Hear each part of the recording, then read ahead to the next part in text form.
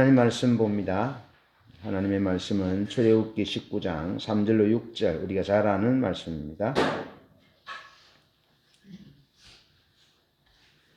출애굽기 19장 3절로 6절, 우리 한음성으로 읽습니다. 시작. 모세가 하나님 앞에 올라가니 여호와께서 산에서 그를 불러 말씀하시되 너는 이같이 야곱의 집에 말하고 이스라엘 자손들에게 말하라. 내가 애굽 사람에게 어떻게 행하였음과 내가 어떻게 독수리 날개로 너희를 업어 내게로 인도하였음을 너희가 보았느니라. 세계가 다 내게 속하였나니 너희가 내 말을 잘 듣고 내 언약을 지키면 너희는 모든 민족 중에서 내 소유가 되겠고 너희가 내게 대하여 제사장 나라가 되며 거룩한 백성이 되리라. 너는 이 말을 이스라엘 자손에게 전할지니라. 아멘. 오늘은 그 성경 이야기에 대한 제목으로 하나님의 말씀을 나눕니다. 성경은 진리입니다. 진리고 사실적인 것이고 역사성을 가진 근본적인 이야기입니다. 성경은 세상에 대한 우리의 이해를 돕고 우리가 어디서 왔으며 또 우리가 누구고 또 우리의 삶의 목적이 무엇인지를 분명하게 대답해 줍니다. 더 나아가 성경은 세상 전체의 이야기, 그 안에서 우리 인간의 자리를 알게 해주는 포괄적인 이야기들입니다. 그래서 보편 역사의 의미를 분명하게 알려줍니다. 여러분, 성경이 포괄적이라는 의미, 또 성경은 공적인 진리라는 의미를 아는 것이 중요합니다. 왜 성경이 포괄적인 진리고 공적인 진리입니까? 자, 성경은 단순히 성경은 종교적인 영역의 진리만 말하는 것이 아닙니다. 예수 믿으면 구원받습니다. 하나님의 자녀가 됩니다. 천국 갑니다. 그것만 말하는 종교적인 영역에 국한된 진리가 아니라는 겁니다. 물론 그것도 맞지만 성경은 삶과 역사 전체, 이 세상의 삶을 꿰뚫는 하나님의 진리 체계이기 때문에 포괄적이라는 겁니다. 세상의 모든 삶을 포괄하는 진리라는 거예요. 알겠죠? 믿어 구원받고 천국 가고 축복받고 이런 종교적인 영역에만 해당되는 것이 아니고 우리 이 인간의 삶, 가정, 국가, 사회 모든 세상의 영역, 우주와 피조 세계와 모든 영역의 전체를 꿰뚫는 하나님의 진리 체계가 성경이라는 겁니다. 그래서 부분이 아니라 총체적인 진리라는 겁니다. 존재와 역사, 인간, 윤리, 구원까지 아우르는 포괄적인 진리라는 겁니다. 그러면서 창조와 어떻게 창조되었고 어떻게 죄가 타락해서 죄가 들어왔고 어떻게 구속이 여기서 일어났고 어떻게 역사가 완성되어질지의 큰 이야기, 삶의 모든 영역에 적용되는 진리, 다른 진리들을 판단하는 기준 진리. 다시 말해서 성경이 포괄적인 진리라는 의미는 성경은 인간과 세계와 역사의 의미를 가장 근원적으로, 가장 전체적으로 설명하는 하나님의 계시된 진리라는 겁니다. 이것이 성경이 포괄적인 진리라는 의미입니다. 예. 자, 그리고 성경이 공적인 진리라는 의미는 성경의 메시지가 개인 신앙에만 머무르지 않고 사회와 역사와 권력과 윤리 영역까지 무엇이 참되고 무엇이 선한지에 대해서 공적으로 말할 권리와 내용을 가진 하나님의 진리라는 뜻입니다. 왜 성경은 공적인 진리인가? 하나님은 개인만이 아니라 세상의 주님이시기 때문에 그렇다는 겁니다. 하나님은 만왕의 왕이시기 때문에 하나님의 말씀이, 하나님의 입으로 나오는 말씀이 공적인 진리다는 겁니다. 그리고 성경의 대상은 항상 개인과 더불어서 공동체 전체를 아우르기 때문에 공적 진리라는 겁니다. 그러면서 예수가 주님이라는 교회의 선언적 성격 때문에 성경 말씀이 공적인 진리라는 겁니다. 그래서 교회는 에클레시아를 선택했잖아요. 그래서 에클레시아는 황제의 명령을 받아서 마을의 서기가 이제 그 공적인 사안을 논의하기 위해서 불러 모은 집단이 에클레시아라는 겁니다.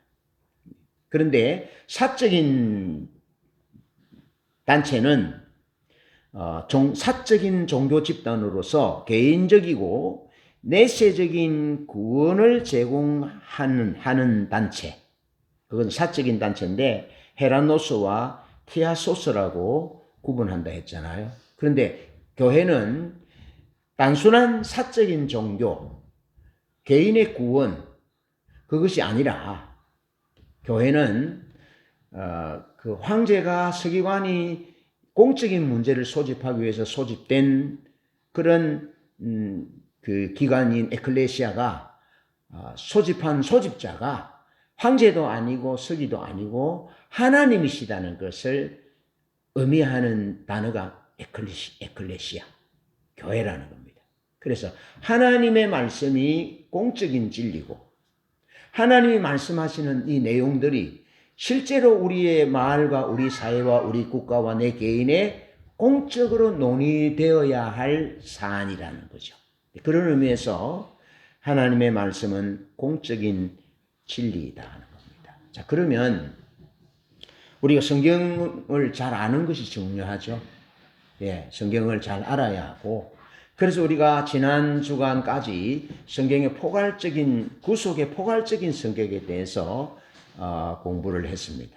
그걸 토대로 해서 구속이 포괄적이라는 내용의 말씀, 또 성경이 포괄적이고 공적인 진리라는 내용의 말씀들을 이제 한 달쯤 좀 나누려고 그럽니다. 그리고 우리가 성경을 잘 알아야 우리가 우리의 창조의 목적과 우리의 삶의 목적, 교회의 의미, 선교가 지향하는 것이 무엇이, 이런 부분들을 알 수 있는 거죠. 그러면서 우리가 그 성경을 잘 아는 것이 중요한 것은 성경을 잘 알고 성경 말씀을 우리 삶에 성경 말씀이 포괄적이고 공적인 진리임을 알고 그렇게 살아갈 때 우리 개인과 가정과 이 사회와 국가는 하나님이 원하시는 방향으로 가게 된다는 겁니다. 예, 그래서 샬롬이 하나님의 생명을 누리고 샬롬이 현실화되는 그런 역사가 있을 거예요. 얼마 전에 민주당에서 국회의원들이 교회 폐쇄법을 발의했어요. 교회 폐쇄법. 그럼 그 교회를 구청에서 와서 폐쇄를 하면 폐쇄가 됩니다. 우리 코로나 팬데믹 때 교회 예배를 못 드리게 구청에서 왔잖아요. 그럼 어떻게 했습니까? 못 드리게 하니까 못 드렸잖아요. 안 드렸잖아요. 많은 교회들이. 그런데 우리 교회는 루터가 종교 지도자들이나 중세교회나 뭐 여러 가지 흑사병이나 이런 것들이 올 때 교회가 앞장서서 치료하고 돕고 그렇게 했거든요. 그런 의미로서 이제 함께 하는 의미로 한 주 문을 닫았는데 이게 진행되어지는 부분들이 교회가 마치 헤모시스처럼 코로나를 퍼뜨리는 주범처럼 그렇게 이제 프레임을 짜가는 모습을 보면서 이거 아니다 하고 다시 예배를 시작했거든요. 그럴 때 이제 구청에 와서 예배를 드리지 못하도록 했단 말이에요. 그런 의미로 이제 교회를 폐쇄하는 거예요. 딱지 붙이면 폐쇄하는 거예요. 왜 폐쇄하느냐? 차별금지법이라든지 이런 성경의 공적인 진리이신 하나님의 말씀이 위배되는 정책들을 할 때 교회가 그렇게 하면 안 됩니다라고 주장하는 그 자체를 근거로 해서 폐쇄한다는 거예요. 여기서 나온 것이 뭐냐면 그 정교 분리의 원칙이 나오는 거예요.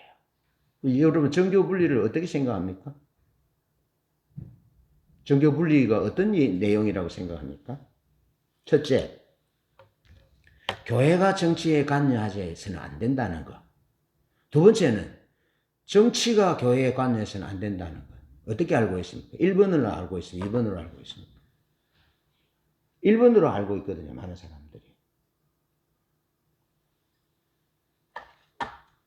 많은 사람들이 교회가, 종교가 정치에 관여해서는 안 된다. 너희는 너희끼리 해야 된다. 이렇게 얘기하는데요.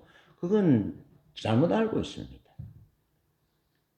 미국 대통령 제퍼슨이 교회를 보호하기 위해서 정치가 교회에 관여해서는 안 된다는 정신이 종교 분리의 정신입니다.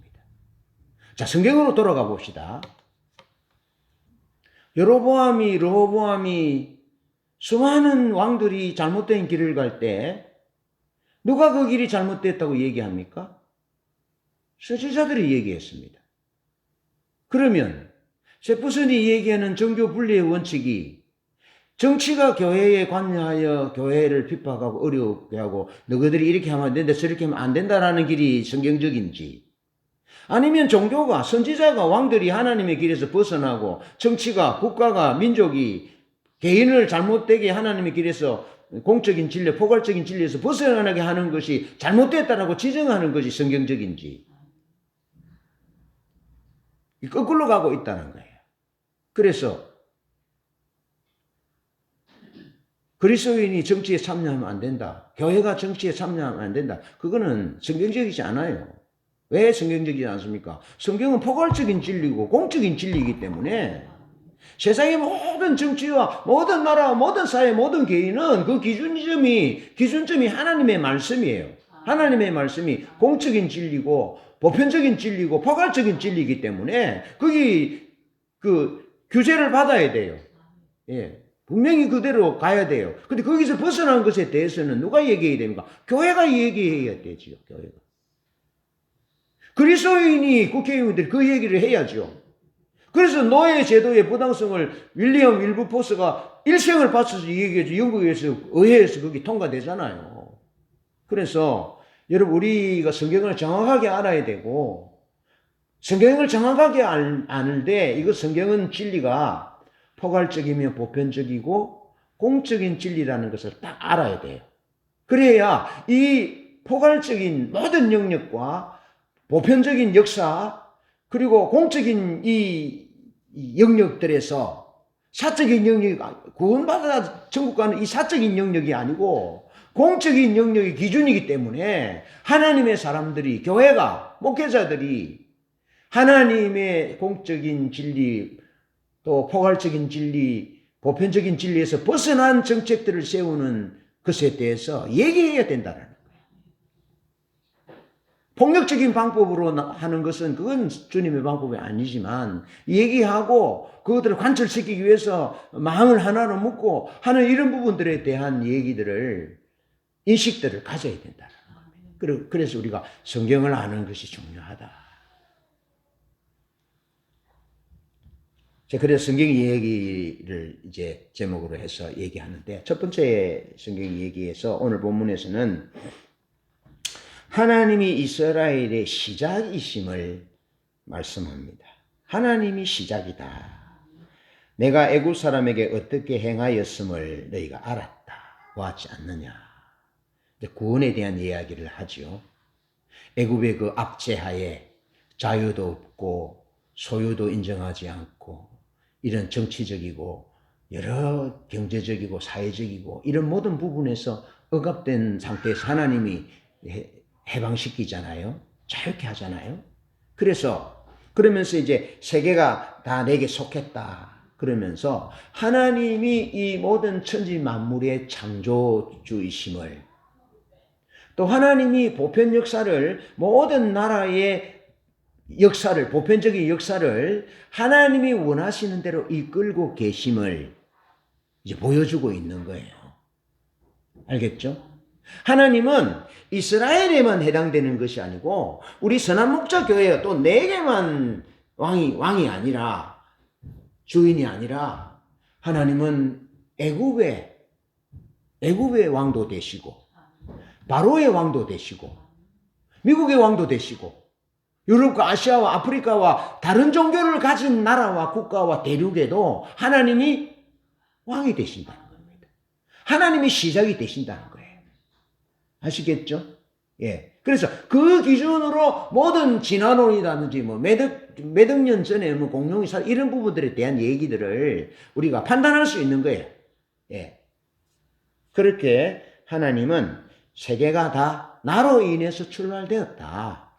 나는 모든 보편적인 역사, 모든 나라, 모든 개인, 모든 사회, 모든 국가, 모든 단체 이런 부분들에 있어서 내가 시작이 된다라는 거예요.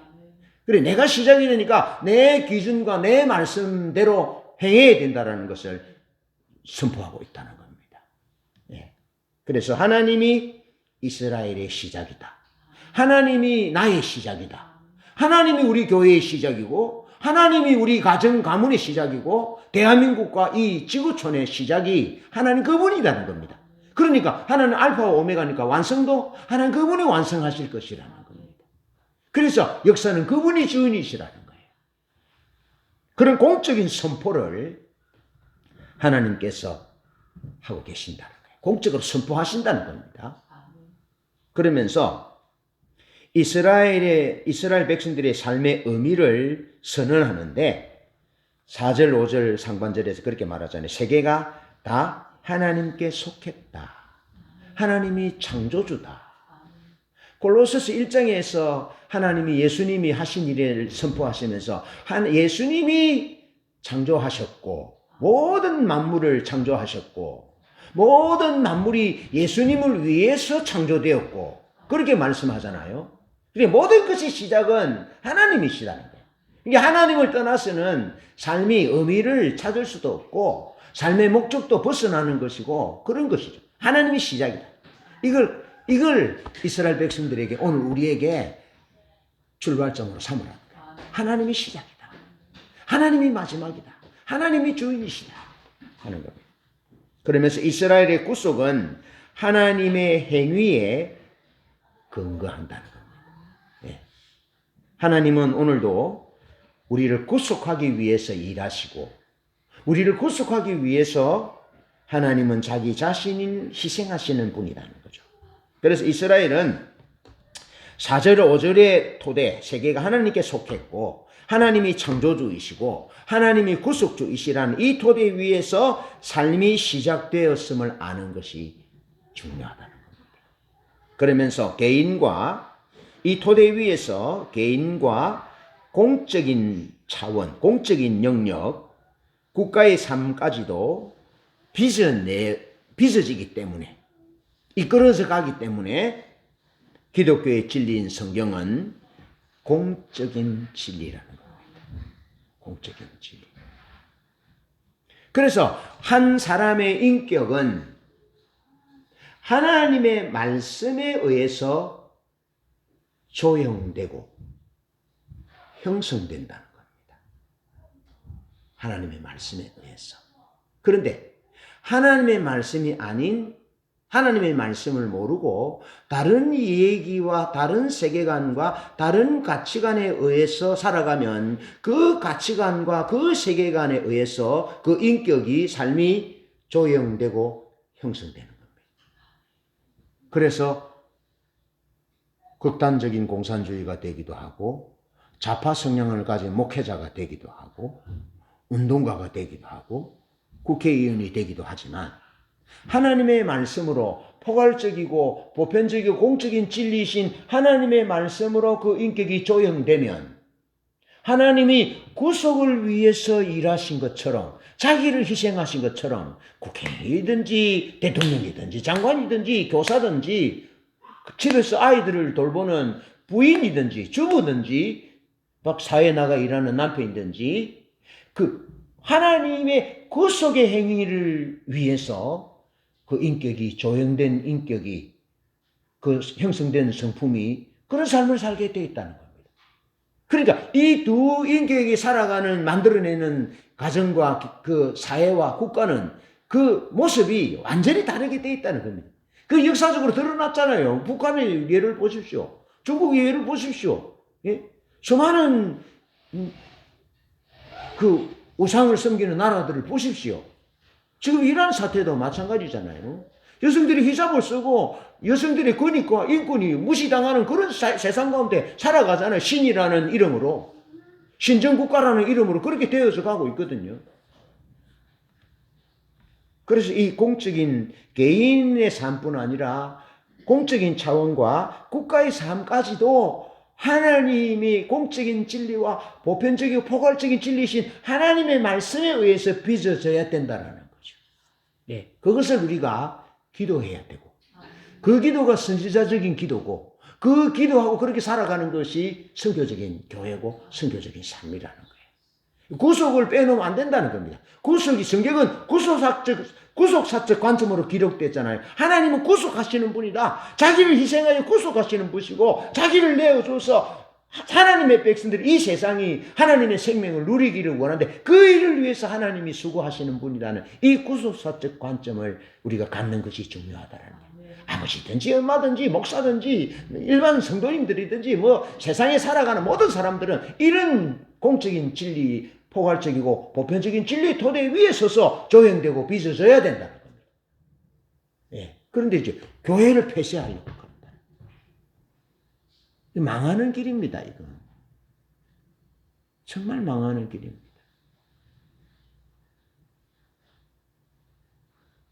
국민들은요, 교회를 해모시설로 여기고 있습니다, 지금.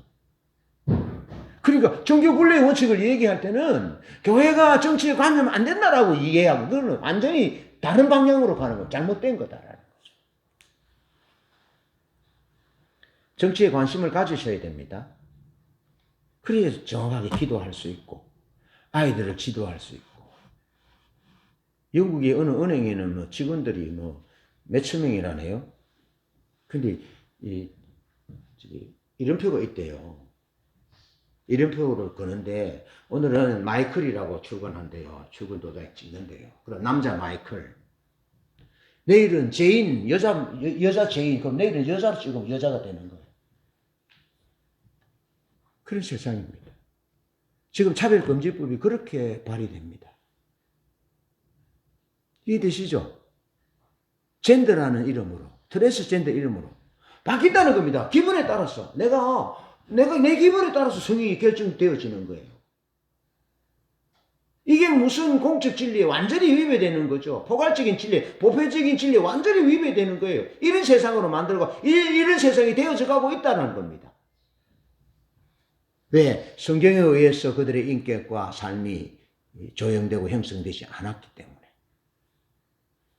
진보 성향과 좌파 성향을 가진 사람들에 의해서 하나님이 무시된 사람이 신의 자리에 앉는 역사는 계속 그렇게 흐르잖아요. 그런데 그것을 하나님이 그걸 바꾸시고 하나님이 바꾸시고 노아의 홍수 사건을 통해서 바꾸시고 바벨탑 사건을 통해서 바꾸시고 바벨론이 일어나서 그 대단한 바벨론이 페르시아가 일어나고 이라는 페르시아의 계통이 중동 민족들하고 다르거든요.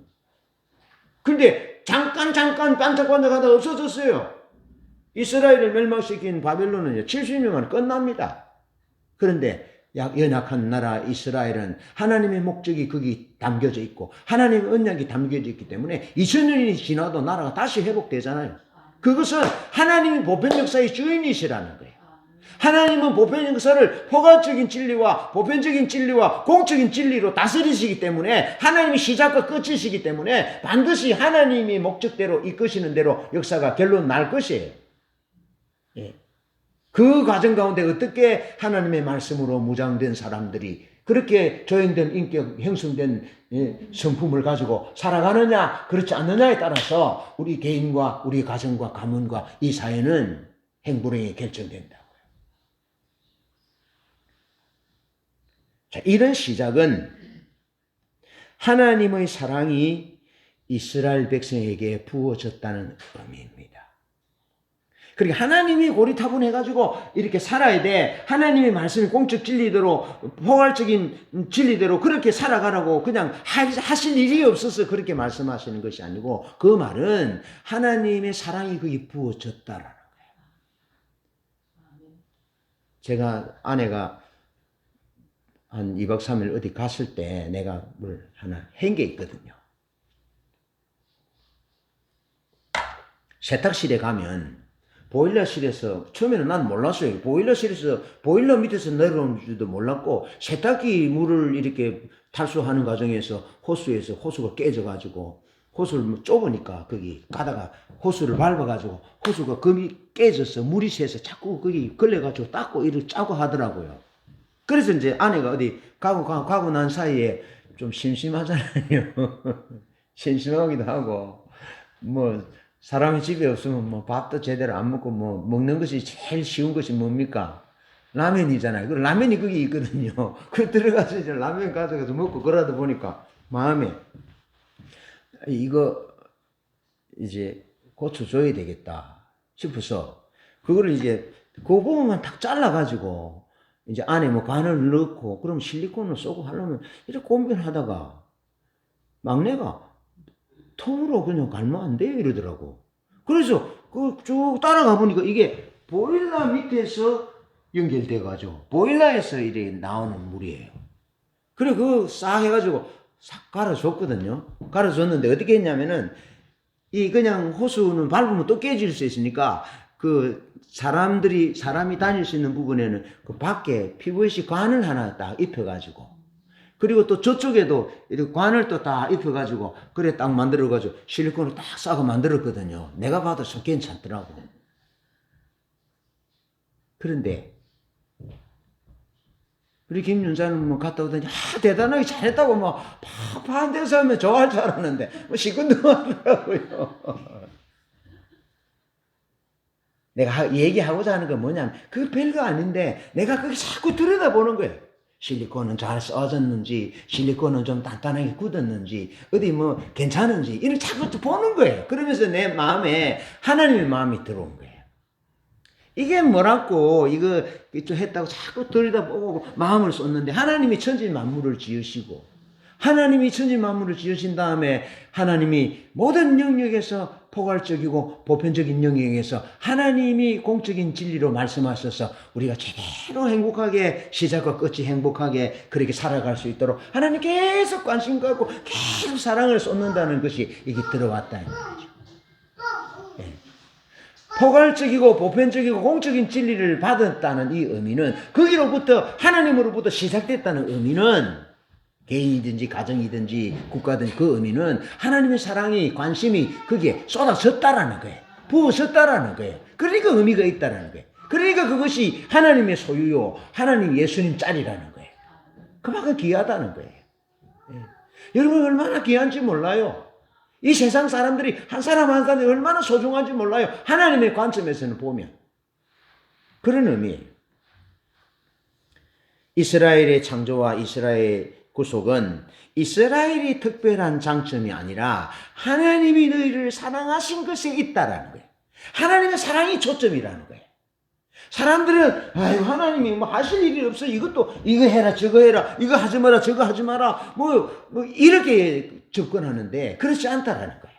하나님은 우리를 사랑하셔서 이스라엘을 창조하셨고 이스라엘 선택하셨고 구속하신 것처럼 하나님이 우리를 사랑하셔서 수많은 사랑 가운데 택하셨고 구속하셨다. 그 사랑이 시작이다. 그 사랑이 우리 모든 것을 가능하게 한다라는 거죠. 그러면서 신명기 7장 6절로 8절에도 하나님이 자기 기업의 백성으로 택하시고 기뻐하셨다. 이스라엘을 택하시고 이스라엘을 기뻐하셨다. 그러면서 너희를 택하시면 수요가 모든 민족 중에서 가장 많아서 그런 것이 아니라 너희는 모든 민족 중에서 가장 적은 민족이지만 너희를 사랑하고 또 너희 열조에게 하신 맹세를 지키려고 너희를 성령했다 하는 거예요. 구속했다 하는 겁니다. 우리도 마찬가지잖아요. 우리를 그리스도인 삼으시고 우리를 교회 삼으신 것도 하나님이 우리의 개인적인 도덕적인 윤리적인 어떤 지혜가 뛰어나서 그런 것이 아니라 우리는 가장 적은 사람들이고 보잘것없는 사람인데 하나님이 우리를 기뻐하시고 하나님 우리를 사랑하셨고 하나님이 아브라함에게 천하 만민이 복을 받게 하시겠다라는 그 약속 때문에 언약 때문에 우리가 오늘 이런 존재가 됐다는 거예요. 그것을 어디서 얘기하느냐? 성경에서 얘기하는 거예요. 세계가 다 내게 속겠다. 내가 너희를 독수리 날개로 업어 구속했지 않느냐? 거기서부터 인생이 출발돼야 함을 말씀하고 있습니다. 그러면서 레슬리 뉴비기는 이 이야기는 본질적인 이야기요 유일한 이야기라고 말합니다. 이 세상 역사 가운데 이런 얘기가 없다라는 것이 성경 외에는 본질적인 얘기고 유일한 얘기라고 말하고, 톰 라이트는 세계 전체에 대한 이야기를 제시하기 때문에 기독교는, 성경은 공적인 진리라는 거예요. 예.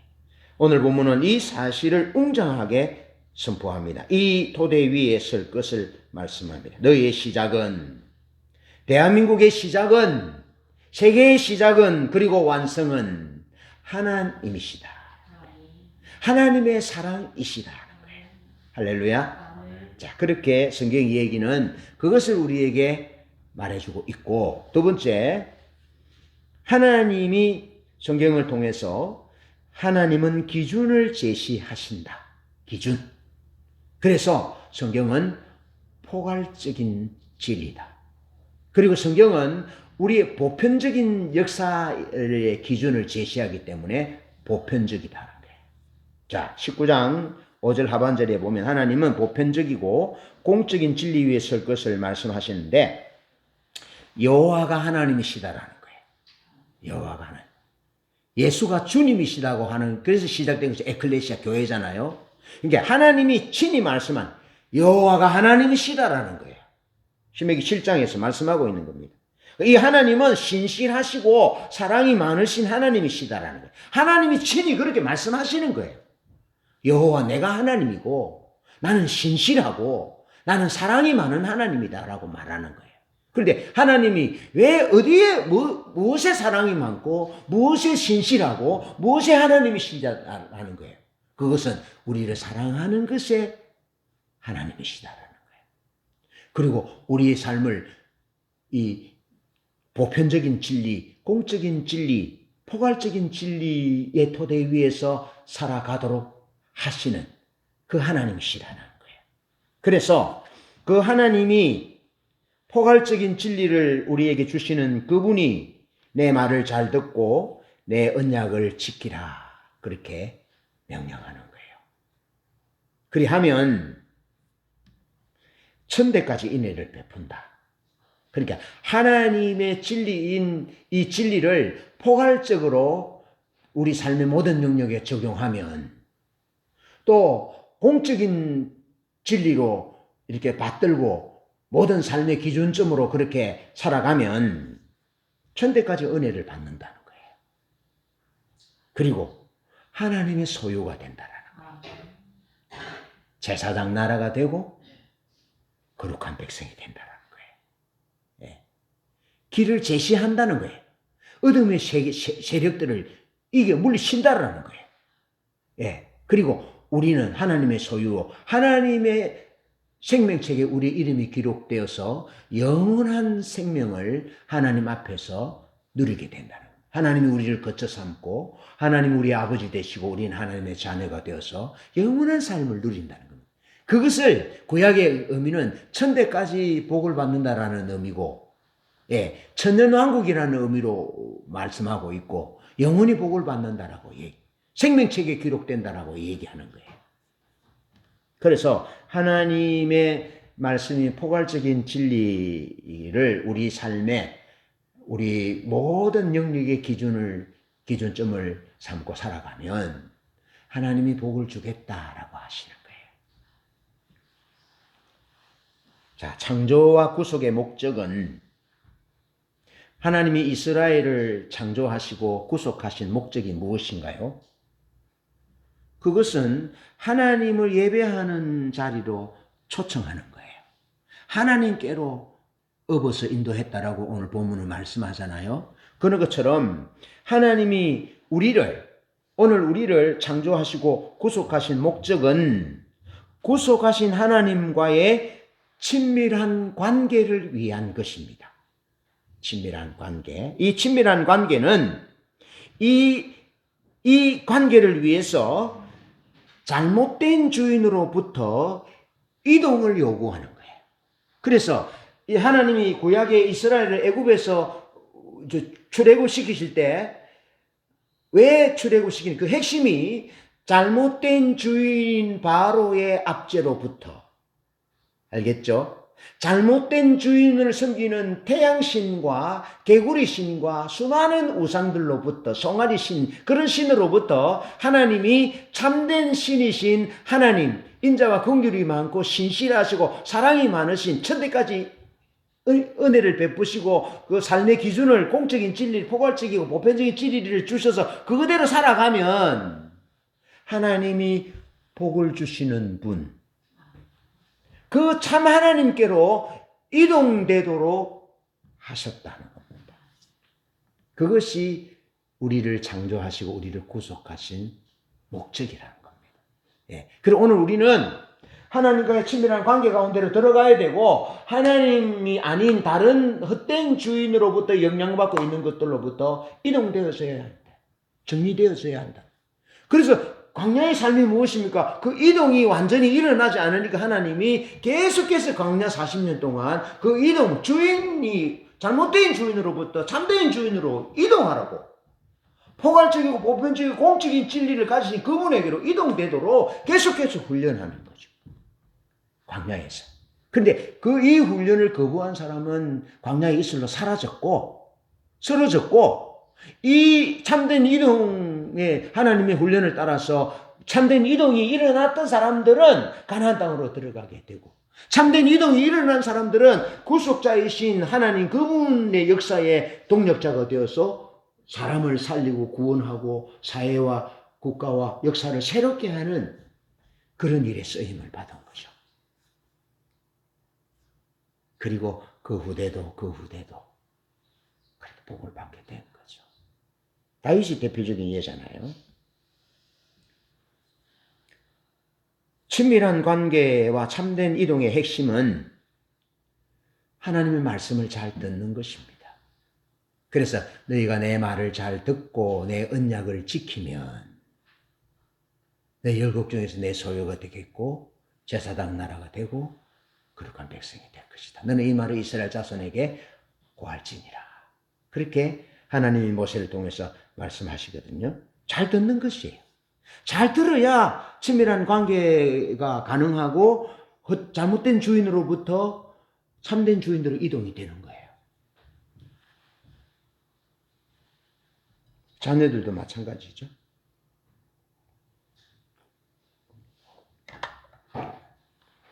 마가복음 1장 35절에 예수님이 새벽 미명에 기도하신 내용을 기록하는데요.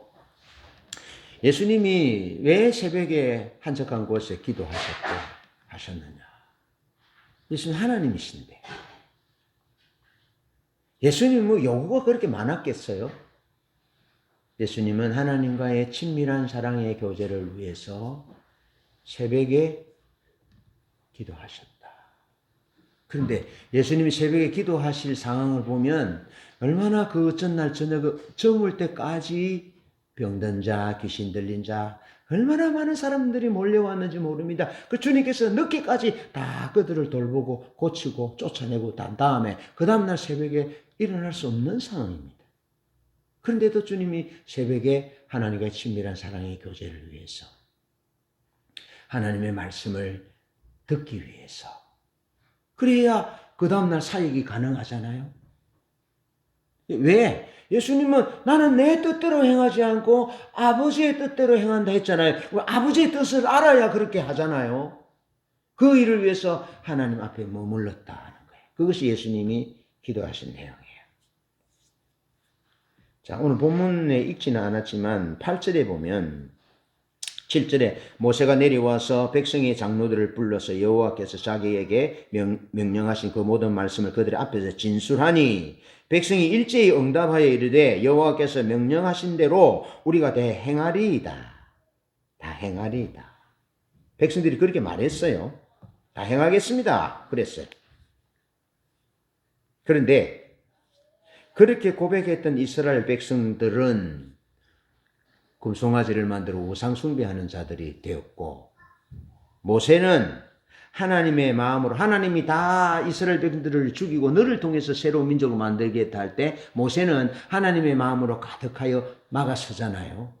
하나님의 영광으로 가득 빛나잖아요. 하나님이 모세에게 큰 나라가 되게 하겠다라고 하는데도 모세는 막았습니다. 내 영혼을 포기하고 이 백성, 하나님의 백성들을 지켜달라고 막아서잖아. 이 이스라엘 백성과 모세의 차이가 무엇입니까? 이스라엘 백성들은 하나님 앞에 머무르지 않았어요. 참된 주인으로 이동되려는 마음이 없었어요.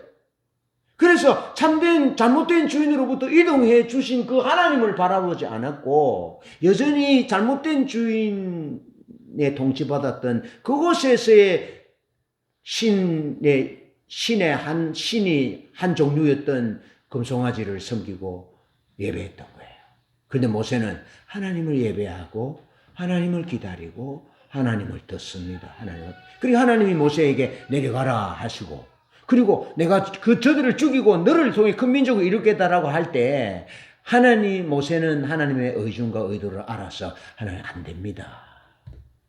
그렇게 하나님이 모세가 마음이 하나님의 마음에 맞은 거예요. 하나님 앞에 머무르는 것, 하나님의 마음을 듣기 위해 머무르는 것, 그것이 중요합니다. 여러분, 우리는 그 누구도 하나님 앞에 머무르지 않으면 잘못된 주인에게로 가게 되어 있습니다. 우상숭배의 자가 될 수밖에 없습니다. 그런 구조가 그렇습니다.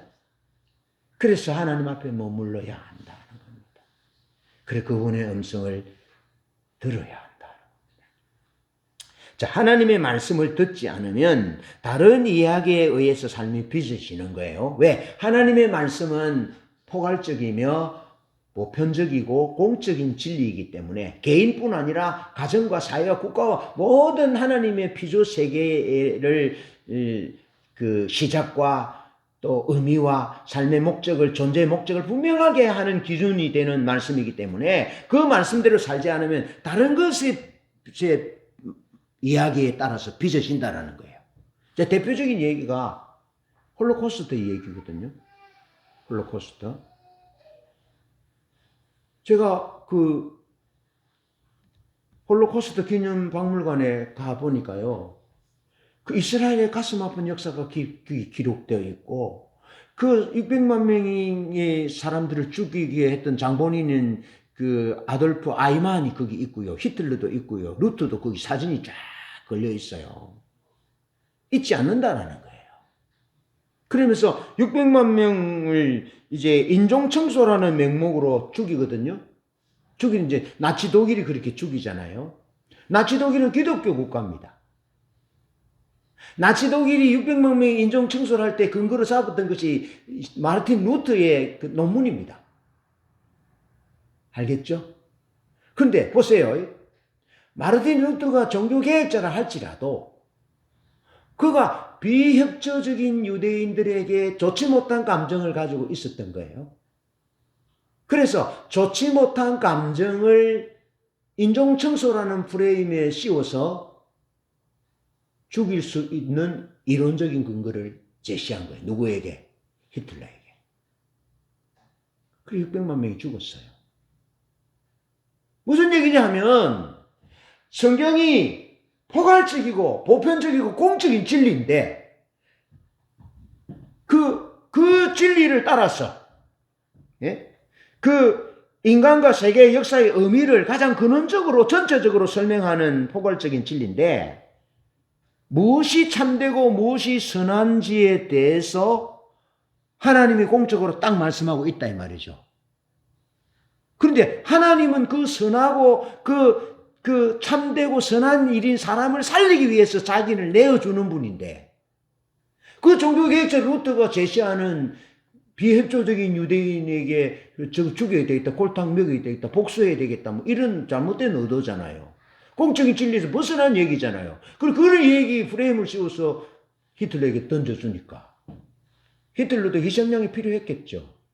그래서 아우슈비츠 감옥소를 비롯한 수많은 감옥소에서 죽인 거죠. 성경이 얘기에 포괄적이고 보편적이고 공적인 진리가 행사되지 않았다라는 거죠. 그래서 잘못 씌워진 프레임에 의해서 주장과 논리에 의해서 역사가 만들어진 거죠. 그래서 성경을 잘 알아야 된다는 겁니다. 성경을 잘 안다는 것은 보세요.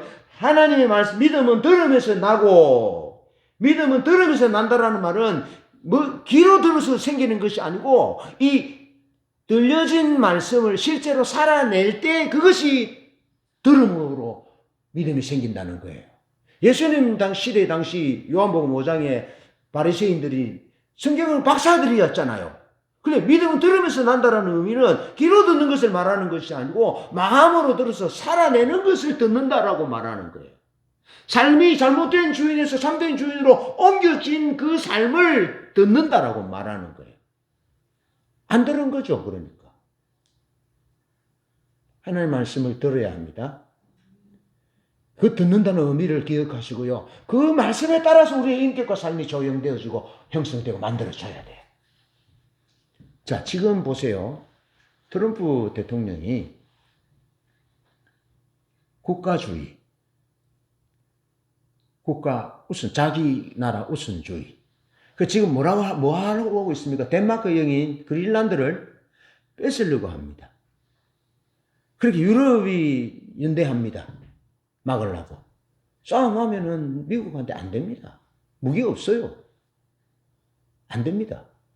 그럼 어떤 움직임이 생기고 있습니까?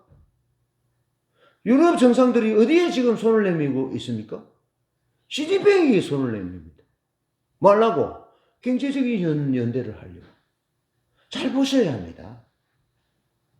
우리는 잘못된 주인에서 하나님 올바른 주인으로 완전히 이동되지 않으면, 포괄적이고 보편적인 공적인 진리의 영향을 받지 않으면, 그렇게 인격과 삶이 사회와 국가가 조형되고 굳어지지 않으면 잘못된 방향으로 가는데 누구하고 손을 잡는다고요?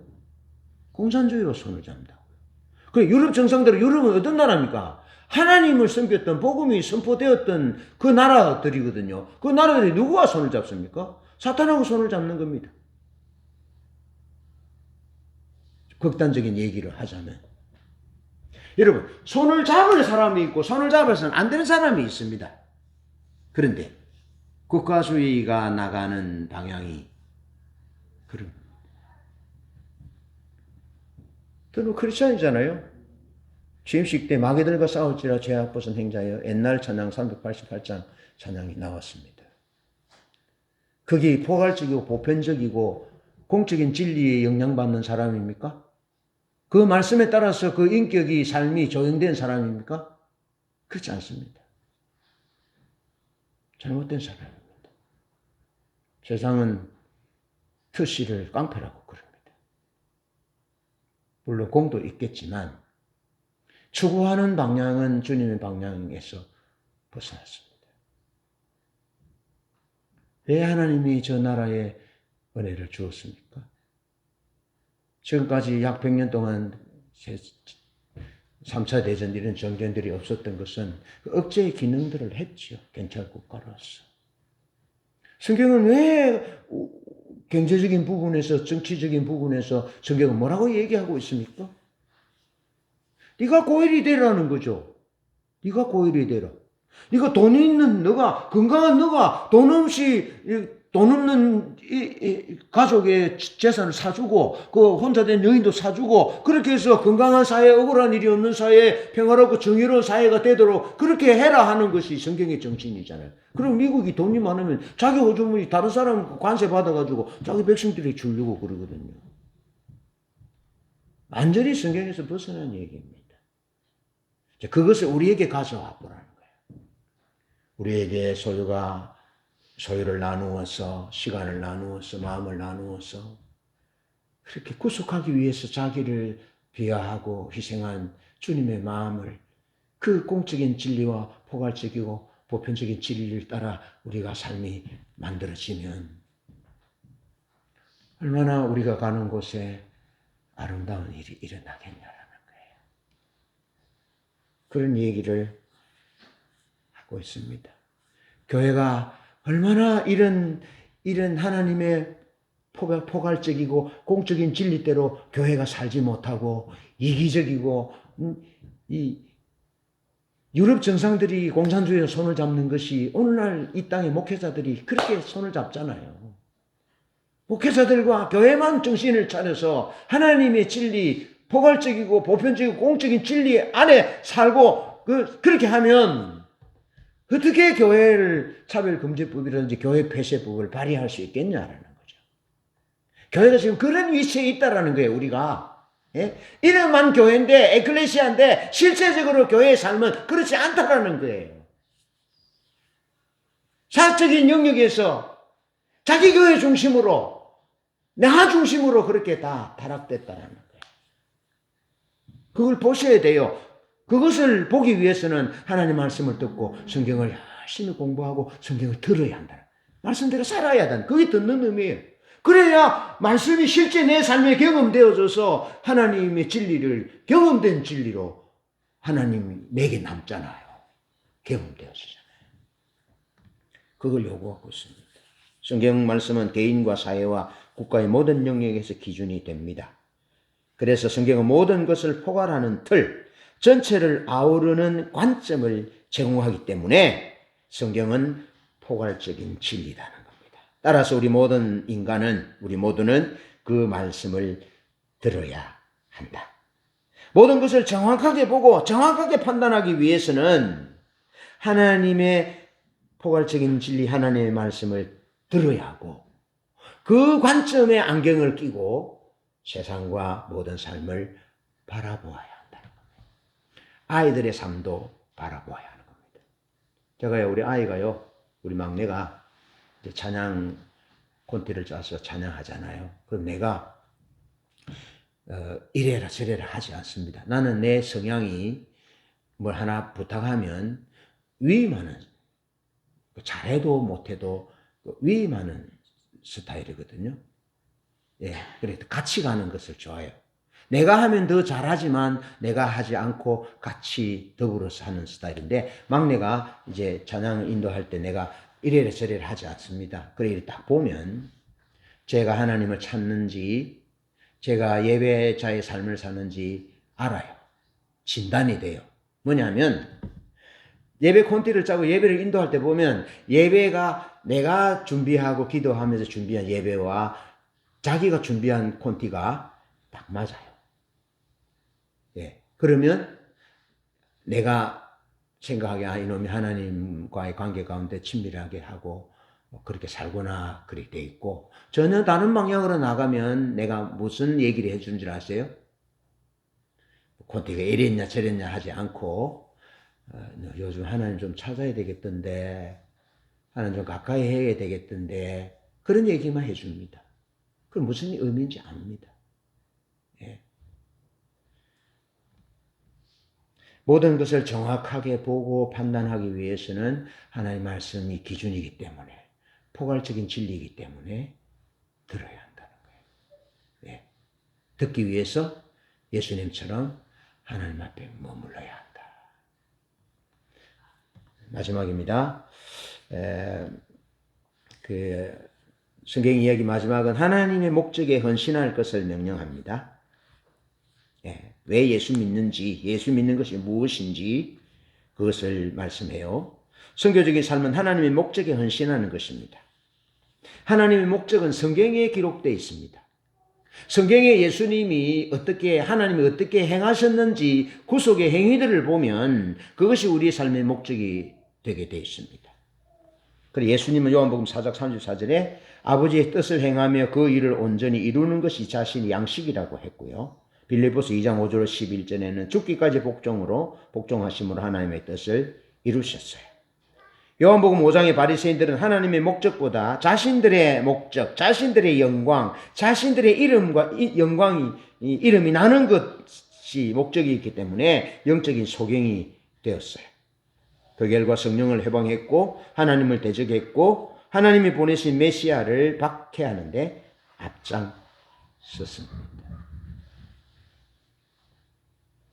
성경을 통해서 하나님이 목적이 무엇인지, 무엇을 행하셨는지, 우리를 어디로 초대하는지를 보셔야 합니다.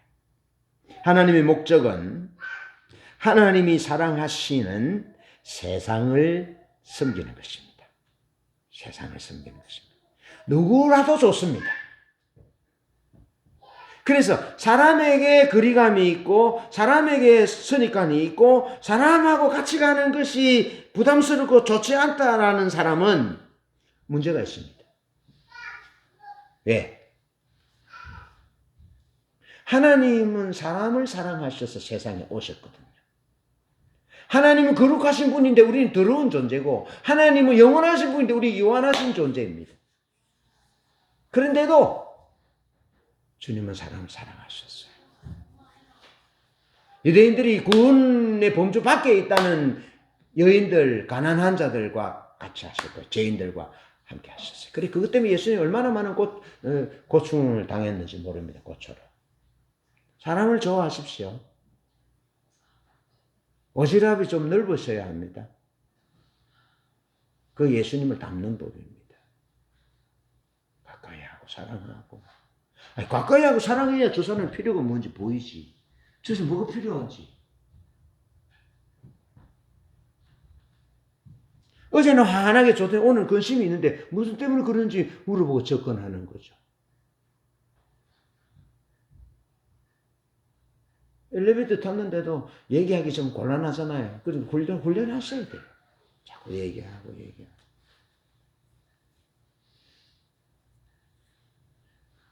신구약 성경을 관통하는 중심 메시지는 천하 만민이 복을 받는 것이에요. 이 목적을 위해서 하나님이 육을 입고 오셨고요. 전도하셨고요. 병든 자를 고치셨고 귀신 들린 자를 고치셨습니다. 그래서 하나님 나라를 선포하셨고 하나님의 나라를 경험하고 누리게 하셨어요. 예수님은 이 일에 헌신하셨어요. 예수님 이 일이 목적이셨어요.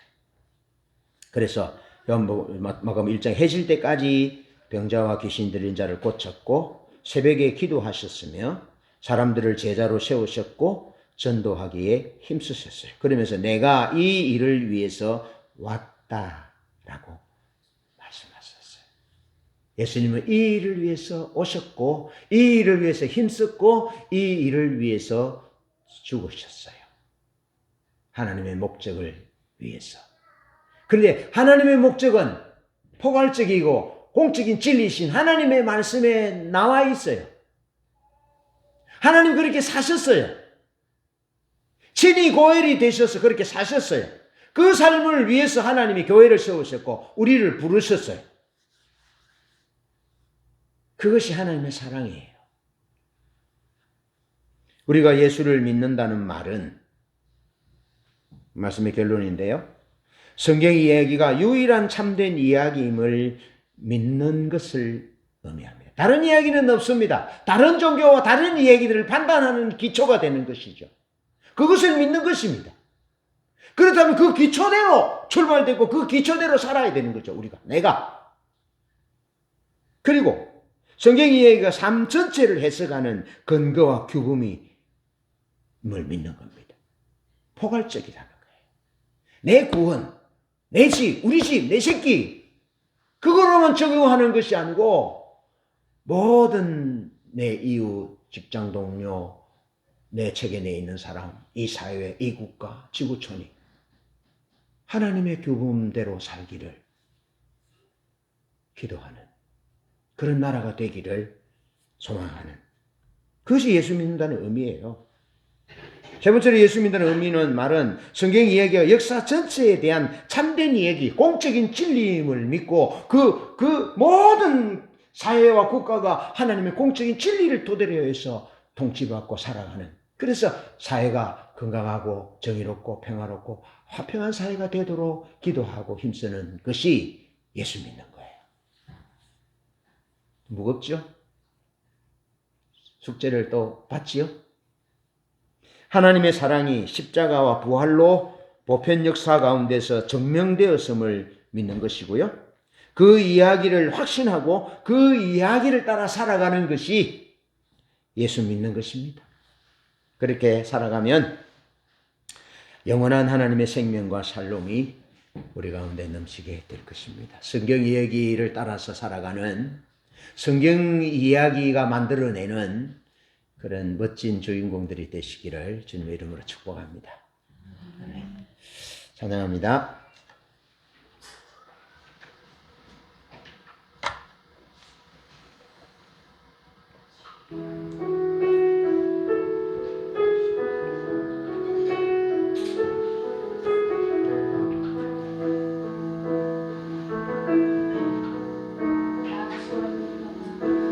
주를 구하여 주님 앞에 섭니다. 주의 임재로 나를 덮으소서. 어떠한 부귀보다도 어떠한 명예보다도 내 사랑 주님과 있기 원해요.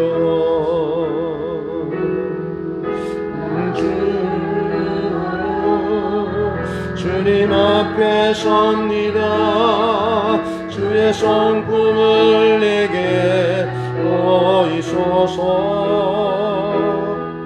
어떠한 축복보다도 어떠한 능력보다도 주의 아름다운 보기 원해요.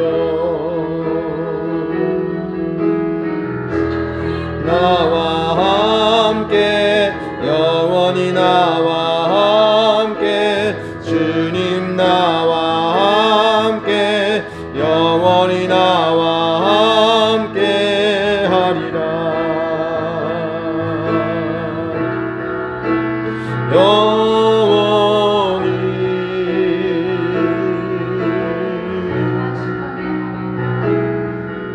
나 주의 마음으로 주님 앞에 섭니다.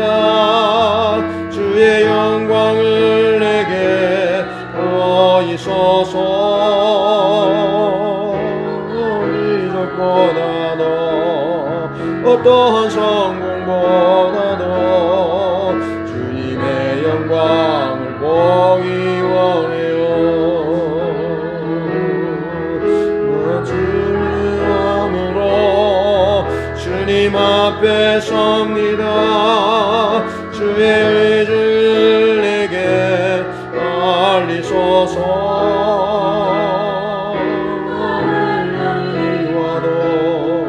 어떠한 핍박이 와도 주님 비추신 일방이 원해요. 주님 나와 함께 영원히 나와 함께 주님 나와 함께 영원히 나와 함께 하리라.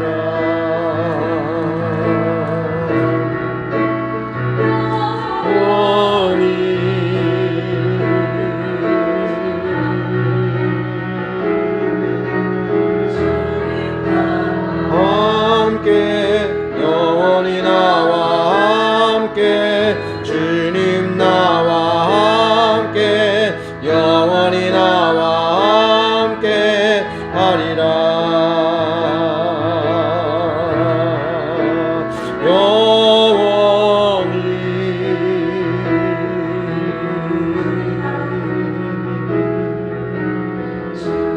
나와 함께 영원히 나와 함께 주님 나와